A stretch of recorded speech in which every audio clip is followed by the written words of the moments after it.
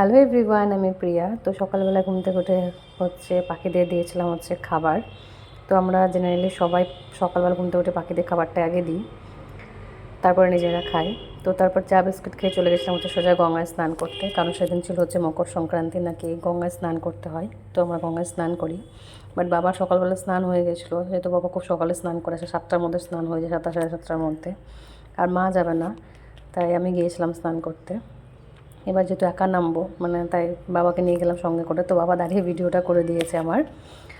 আর বালতি নিয়ে গেছিলাম, কারণ বালতি নিয়ে যদি দেখলাম যদি স্নান করতে না পাই তাহলে বসে বসে বালতি নিয়ে স্নান করবো। তো দেখলাম না, গঙ্গার জলটা অতটাও ঘোলা নেই, আর ওই প্যাকে যে কাদাটা থাকে সেটাও নেই, বেশ স্মুথলি নামা গিয়েছিলো। আর বাবা বলে বলে দিচ্ছিলো, তার জন্য ভালোভাবে নামতে পেরেছিলাম। তো অনেকটা নেমে আমি ভেবেছিলাম যে 3-4টে ডুব দিয়ে স্নান সেরে চলে যাবে, যেহেতু খুবই হাওয়া দিচ্ছিলো, যাওয়ার সময় ঠান্ডা লাগবে। তো দেখলাম না, 3-4টে ডুব না, আমি মোটামুটি অনেক কটা ডুব দিয়ে ফেলেছি, দেখে আমাকে বুঝতে পারো প্রচুর ডুব দিয়ে নিয়েছি। তো তারপরে বালতিতে জল নিলাম, যেহেতু খালি বালতি গঙ্গায় গেলে খালি বালতি নিয়ে আসতে নেই, জল একটু হলেও ভরে নিয়ে আসতে হয়। তো তারপর চলে এলাম স্নান টান সেরে সোজা বাড়ি। তারপর জামা নিয়ে নিলাম পুজো দিতে যাওয়ার জন্য, যেহেতু আগে এই জামাটা আমি আগের পুজোর দিনও পরে গিয়েছিলাম। আর যেহেতু পুজো দিতে যাওয়ার সময় মনে হয় না যে কাঁচা একটা জামা কাপড় বা একটা ফ্রেশ জামা কাপড় পরে যাওয়াই ভালো।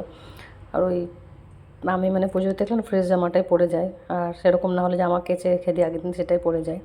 তো এই জামাটা পরে দেখলাম যে খাওয়া কিছু হয়নি, আগের দিনও পুজো দিয়ে এসে রেখে দিয়েছিলাম, তো সেটাই পরে যাই। তো তারপরে রেডি হয়ে চললাম সোজা ঠাকুর ঘরে। তো বাবা নিয়ে এসলো ঠাকুর জন্য একটা রজনীগন্ধার মালা, বেশ সুন্দর দেখতে মালাটা। আর তার সাথে ওই বুদিয়ার লাড্ডু। তো সেদিন সংক্রান্তি বলে নাকি মা বলে যে খাজা খেতে হয়, ঠাকুরকেও দিতে হয়। তো বাড়ির ঠাকুরকে বাবা দিয়ে দিয়েছিলো। তা আমি দেখলাম যেটুকু বাকি যেটুকু মন্দিরে দিয়ে দীঘা, তো তার জন্য লাড্ডুর মধ্যে সেটা নিয়ে নিলাম। আর এটা আমাদের উপরে ঠাকুর, যেখানে রাখা পুজো হয় ঠাকুর ঘরে। তারপর সোজা চললাম নতুন বাজারের যে হনুমানজির মন্দির, সেখানে পুজো দিতে।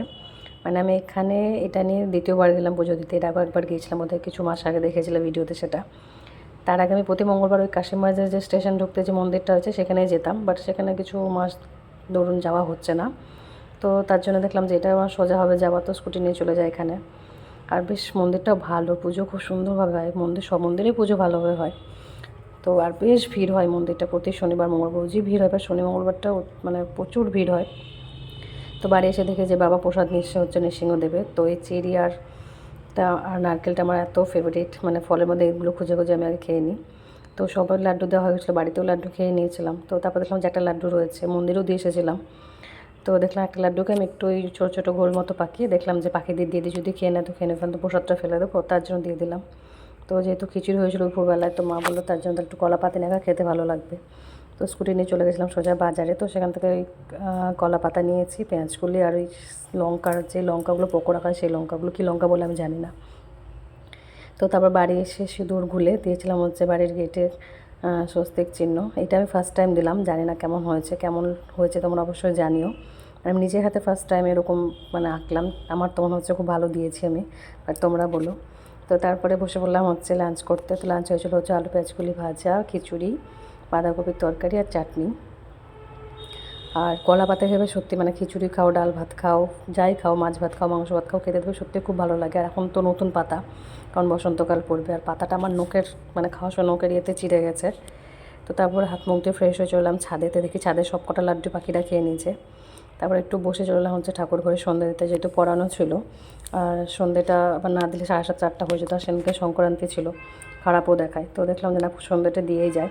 তো সন্ধ্যে দেওয়া হয়, রেডি চলে গেছিলাম পড়াতে। তারপর ফিরে এসে খেয়েছিলাম রুটি আর চিকেন। চলো ব্লগটা এখানে শেষ করছি, টাটা।